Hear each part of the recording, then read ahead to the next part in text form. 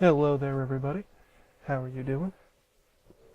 My name is Michael, and I'm going to be continuing through the Forest of Fallen Giants today, and probably going to be doing the boss of that area, or the second boss, the last giant. And I believe I'm going to be using the club during this playthrough. Although I'm going to beef it up a little bit with those shards that I found.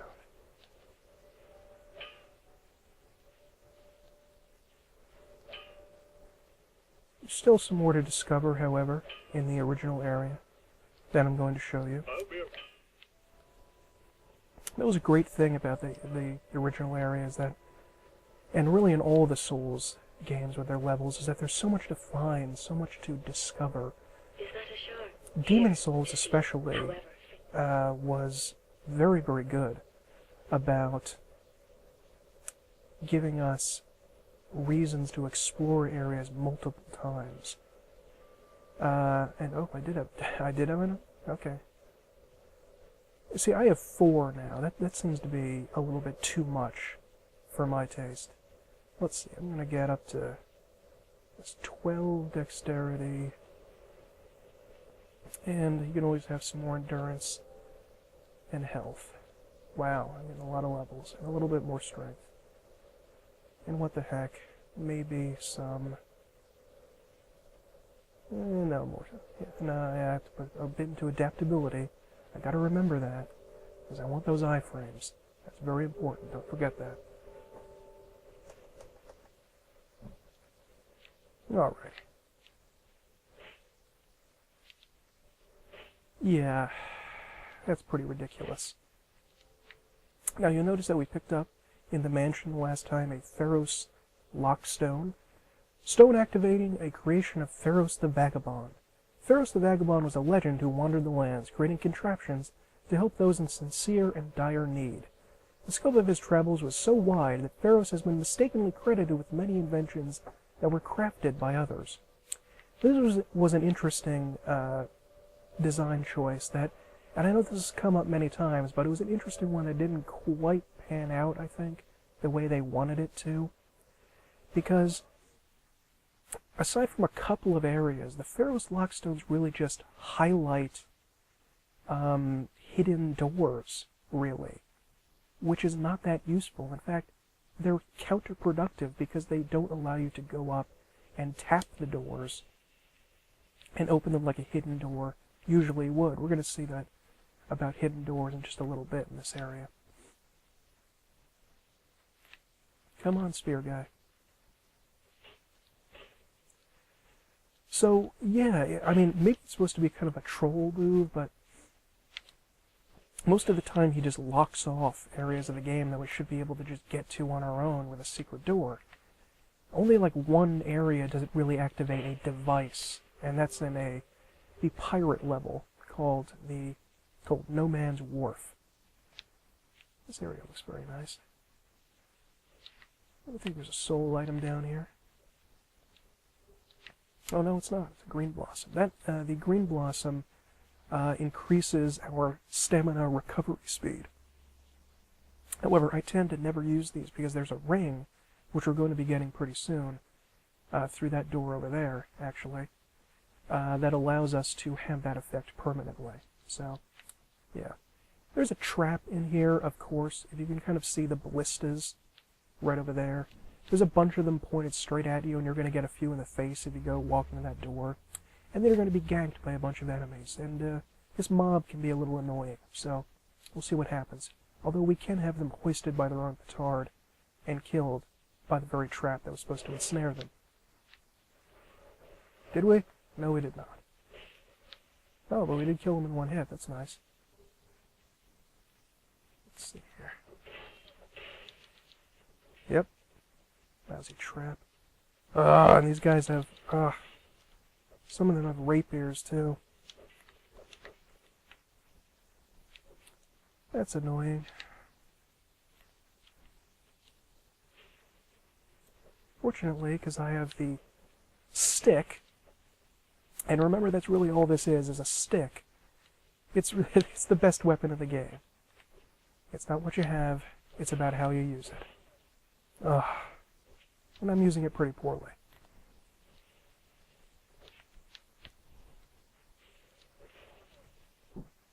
This is an obnoxious and common level design throughout Dark Souls. It's just a gank. They just throw a bunch of enemies at you at the same time.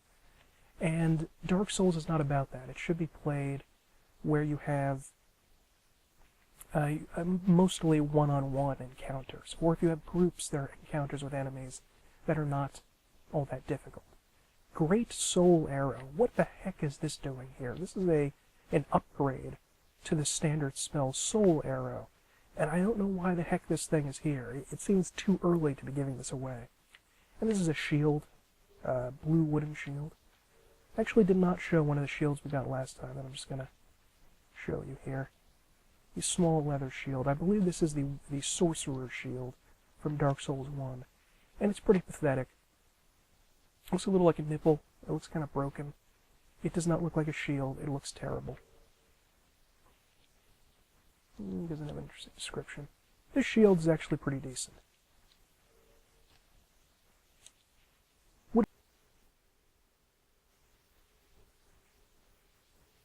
Hi there, guys. I am sorry about that cut I just had to go through there. Let's continue on. So I'm going to be using this blue shield from now because it's actually pretty darn good, and it has decent stat requirements for a more low-level character. Actually, is it a little better than this one? No, it's actually a little worse, but that's okay. So, let's check down here. Now down here we have a weird little door, and this puzzled me for a long time because I think this might be the only one of these doors in the game. It seems almost like they put a bunch of gameplay options in the first area that they never expanded upon, which is really just why this game is, you know, clearly unfinished. What just happened there is you have to actually walk up to the door and attack it, and the enemies from within will open it. But like I said, that's like the first, like the only time this is done in the game. One of these guys is a spear guy I have to worry about. The other halberd guys don't have, oop, he's almost still alive. Alright. Let's go get a large Titanite shard in here, so it's worth it to come this way. Yes, it is. And the life ring. Let's take a look at that. Raises maximum HP. Let's see by how much. Yeah, a little bit. It's not really that worthwhile. Now remember when we were in the mansion in Majula, we picked up a Pharos Lockstone. And this is what the Pharos devices are that we use the Lockstones with. They're weird, blank, ghostly faces. It's like a gray from, if you remember UFO stuff back in the 80s and 90s. It's really strange. The thing looks like it's in pain. It looks kind of bizarre. Yeah, put that in my mouth. Oh yeah, there you go. And what just happened? Well, when you unlock those, in most of the cases, a strange glow is going to come over one part of the room, and you can now attack this, and a hidden door will be revealed. That seems like a ridiculous added step. Why don't you just give us a secret door that we could find like the others? This is a Titanite slab. Yeah, this is the maximum upgrade item. I mean, you don't really need... you don't really need that at this point in the game. It's kind of silly. Why would you put that here? It doesn't make a terrible amount of sense to me. But, there you go. I mean, I guess it could be useful in New Game Plus, if you need a Titanite slab. That was something that they definitely changed. I think definitely for the better in Dark Souls 2, and Dark Souls 1 actually, from its original terrible state in Demon Souls, is the upgrade system. Ah, the Chloranthy ring, my old friend. This ring is named for its decorative green blossom, but its luster is long since faded. Raises stamina recovery speed. This is one of the best rings in the game. I almost always have this equipped during the game. It is absolutely amazing. I really love having this ring here. It saved my life on more than a few occasions. Be wary of chest, absolutely. Now this is our first interaction with a trapped chest.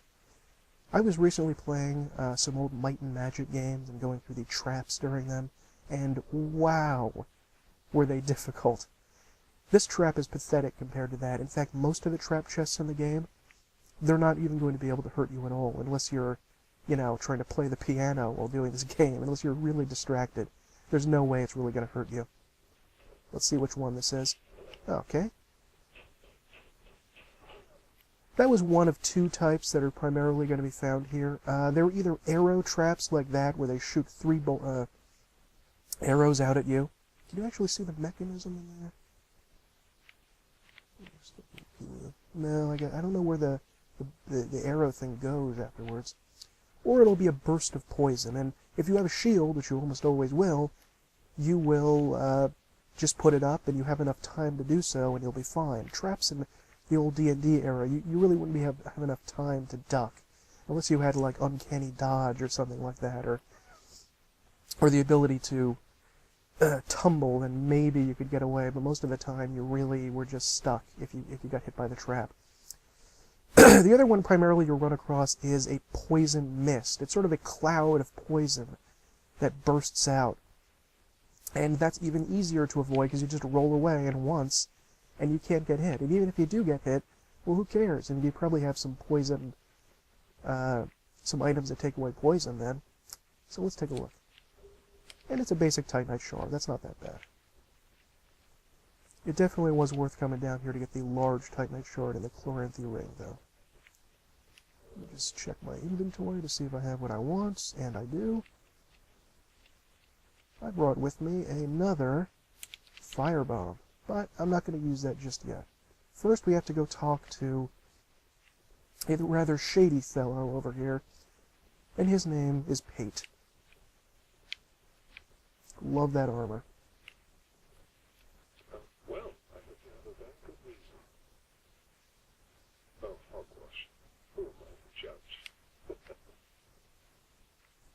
My name is Pate. I love that helmet there. Treasure hunt, you might call it. That helmet is very reminiscent of helmets of Roman legionaries, because it has these cheek guards on either side. And you definitely don't want any missiles to penetrate your cheeks. There's treasure in there, for certain, but the entrance locks from behind. Does it now? I saw the same design earlier. It's actually a pretty good spear he has. I was with this warrior, you see, and he insisted that he go inside first. The rather brusque fellow tried to swipe the lid for himself, but trapped him inside. His armor actually looks really cool, but we can't get it just yet. Unless you murder his ass, which you can. I'll leave this one to you. I'm worried about what might be inside. Okay, so we're about to pop in here, go through this door, and the gate, as he said, is immediately going to close behind us. And we're going to have to find our way out, up to there, and drop down.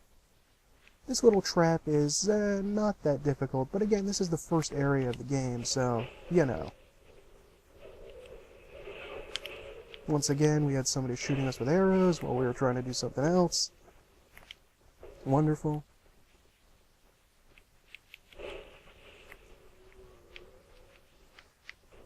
Is there an item here? I don't think so. Ambush ahead trio. That is absolutely correct, sir. Up in here, we're going to be ambushed by a group of 3 enemies. I think 1 is a halberd, and 2 have bastard swords, maybe? Let's take a look here. They're going to run away immediately. Oh, and 1 is a spear. Okay.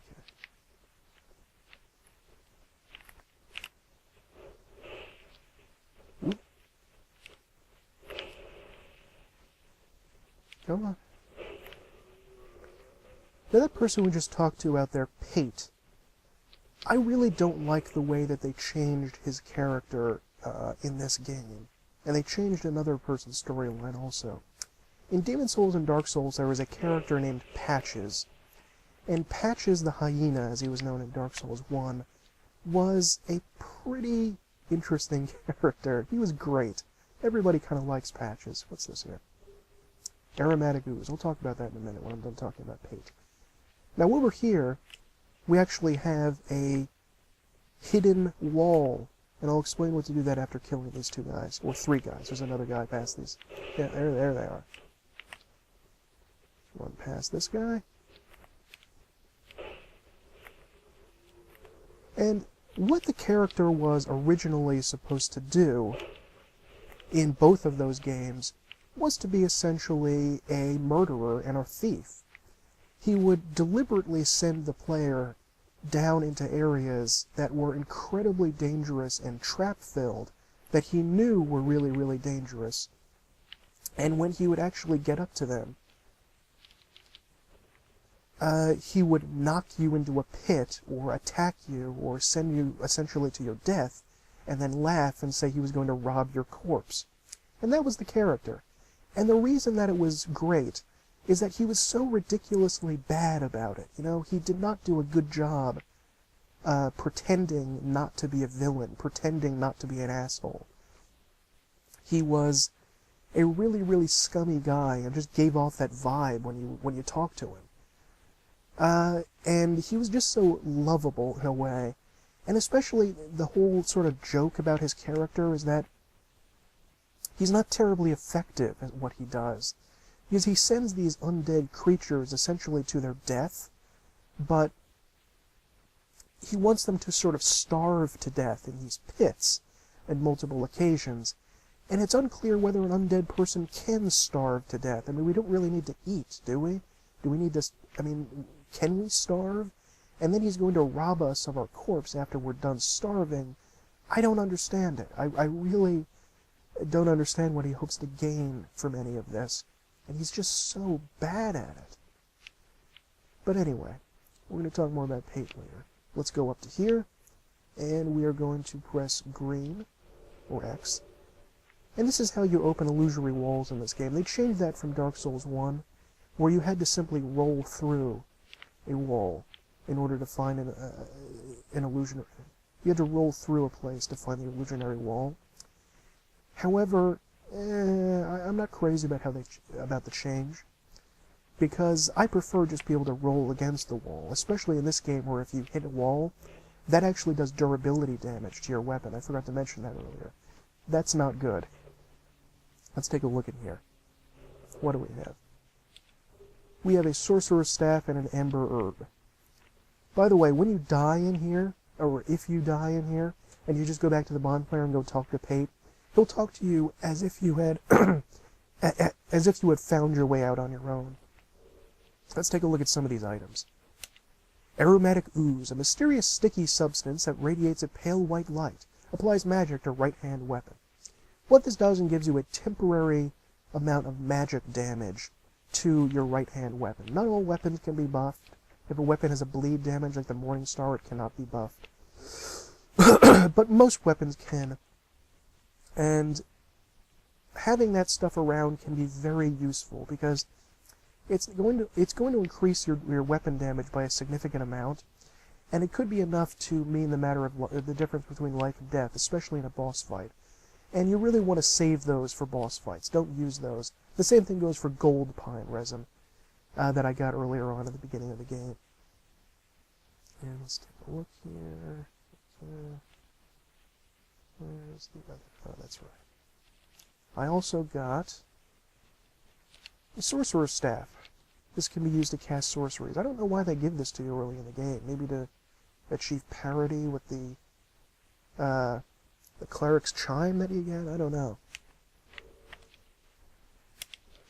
It's either really useful for you if you want to be a sorcerer and don't have it, or totally useless if you are a sorcerer, or already are a sorcerer, and that's the starting equipment for the sorcerer. Let's go talk to Pate down here. Well, I see you managed to escape. Yep. I hope that brave warrior didn't come across her either. Be careful out there. There's talk of unsavory bandits who prey upon travelers like yourself.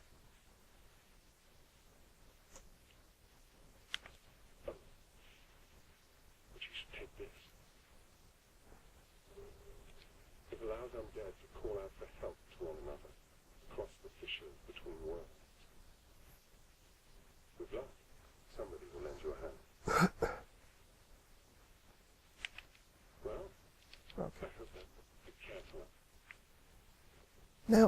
I don't understand how they changed the character, why they changed the character like this, because now, Pate not only does not try to trap you and kill you, he deliberately tells you about the traps here. And what he should do is say, oh yeah, go in there, there's a lot of cool stuff in there, ha ha ha ha. And then when the gate closes, he would laugh in your face and wait for you to die, and then you'd come out here and confront him. And you could say that it's not great that they want to do that a third time. Never noticed those birds up there. A third time in a row. But, I mean, come on. This is no better. I mean, him telling you about it, about the trap, that's not fun. Alright. Now in this next area, we're going to come across the other enemy in this area. You can see him right down there. That is an old ironclad, colloquially known as a turtle knight, because they are dressed with gigantic turtle armor on their back, that we're going to take a look at in a second. But take a look, before you go in here, this room is filled with exploding barrels. Whether you're on Mars in Doom, or you're in the Middle Ages, video games always have to have exploding barrels for some reason. Let's see if we can set them off with a firebomb. If not... Ooh! And that took away most of his damage. Unfortunately, there are two guys up there with ranged attacks with those firebombs who would try to lob them down at you, and who may do that anyway when we try to engage this fellow. Just take a look at this guy. Look at that tracking. That's ridiculous. This is another attack that was made on the game. The enemies have way too much auto-correction on their attacks, and way too much tracking. There are a lot of enemies in the game who will sort of hold their weapon aloft, ready to attack, and simply run after you, which is not really in line with a lot of stuff in Dark Souls. I really didn't like that. What item is this? Hard Soul. Now let's take a look at this. That's actually a giant there. Remember Melentia told us that the giants turned into trees, and they really did. There's no myth or legend about that. That's definitely one of the giants, and he has become like a tree. Why they have done this, I do not know. How this happened, I mean, maybe just great age or something. Alas, nothing happened. Yeah, we need to come back here almost at the very end of the game. Alrighty. Now let's go get the crossbow.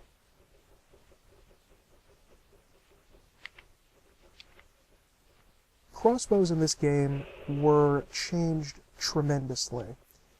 In both Dark Souls 1 and Demon Souls, especially in Demon Souls, crossbows were not of very much use at all. However, and that was because you could not aim them, which doesn't make the tiniest bit of sense. I don't understand that. You couldn't aim a crossbow? Come on, From Software, that's like... That should be basic information that you need to do. Why the heck can't you aim it? It's like you have a rocket launcher, but you can only fire it from the hip. It's like, really? Why? It doesn't make the tiniest bit of sense. Alright, let's take a look here. You don't really need to come in this area because there's not anything really useful in it, but I just wanted to show it to you. I believe that we can get a mail breaker in there, which is famous for being an incredibly useless weapon that no one actually needs, and no one can really get any use out of the mail breaker. Let's see here. Hidden chest down here? Hidden wall? No, I don't think so. I think there was a helmet across there. I'm going to try to make the jump, but if I don't, fuck it. Damn it.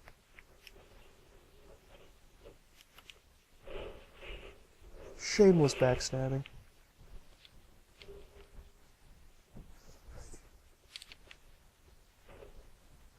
I think all that was is maybe the helmet that I had been looking for, but I don't really care about it. Oh, wait a minute, hold on.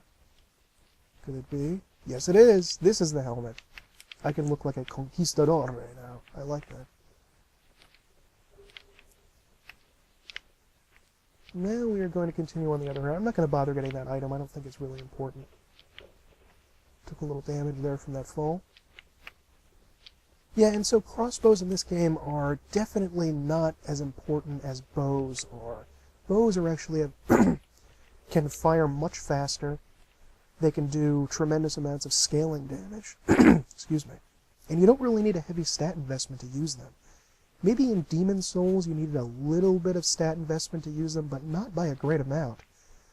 And in Dark Souls 1 and especially 2, you're almost certainly going to be getting your dexterity up to a certain point, where you can just use it at the base level and make it elemental. So it definitely is not that useful to get these. I don't know what use they could have. Oh, there's little specks of rust on that. I like that.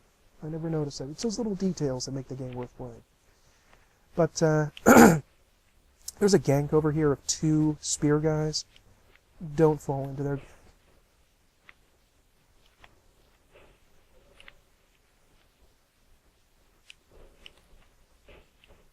You see how slow this is?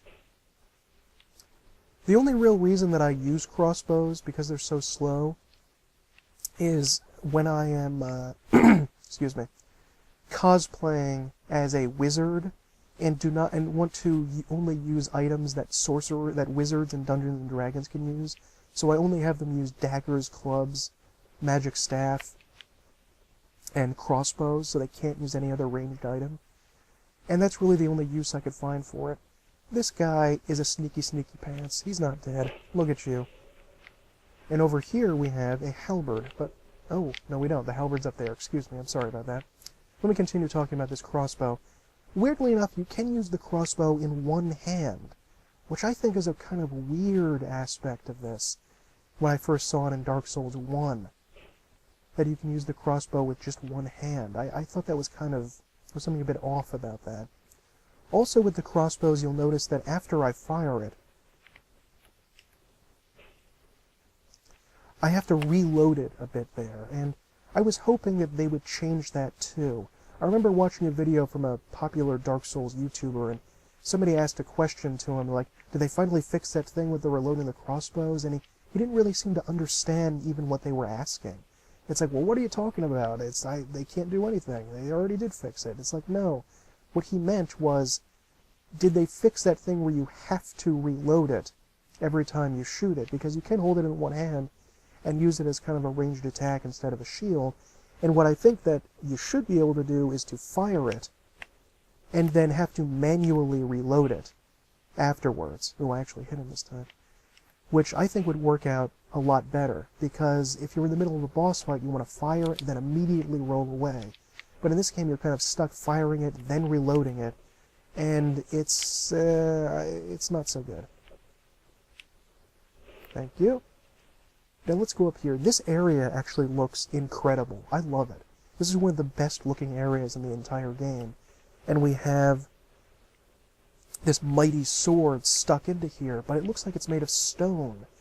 But how could it be? They certainly didn't build this. This isn't a decoration for the castle, and it looks like it was a huge sword stuck into the side of the building with the hand of the giant that was wielding it. This is absolutely beautiful. I love this area. Just take a look at it. However, over there, we have a giant statue that kind of looks like it might be, just a basic statue like the Argonath in Lord of the Rings. So what happened? I don't quite understand what was going on here. I'm trying to see if that shield is like any of the tower shields we get in the game, but I'm not sure about that. The head is, of course, off there, so we don't know who this was. Let's take a look down here.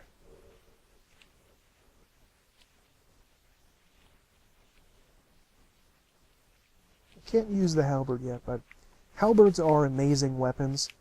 They have excellent movesets, and that little combo there, 2 R1s, that can demolish a lot of enemies. However, this basic halberd is not really... It's not quite good compared to the later ones we can get. We can get 2 specialty halberds, one for dex called Cyan's halberd, and one for strength called the Mastodon halberd, and they're fantastic. And I have to show you this. It looks the dumbest thing in the world. In no way would you ever use a halberd like that. You look like a toddler spinning it around, and it's worse with other ones where you look ridiculous spinning this thing around. Halberds, I think, were more weapons of the later Middle Ages and the early Renaissance than the Middle Ages. I did not actually use these weapons in Dark Souls 1 at all, because I really felt that they were more two-handed, and I preferred to use a shield. One-handed, their moveset is less good. That opening attack is very slow, because he has to wind it up like that.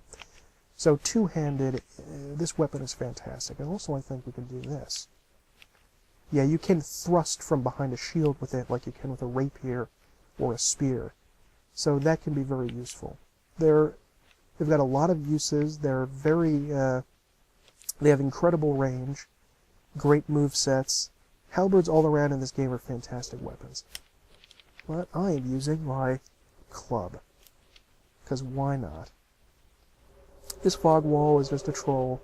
It's just to prevent you from getting through this gank of these two guys here. It's really nothing.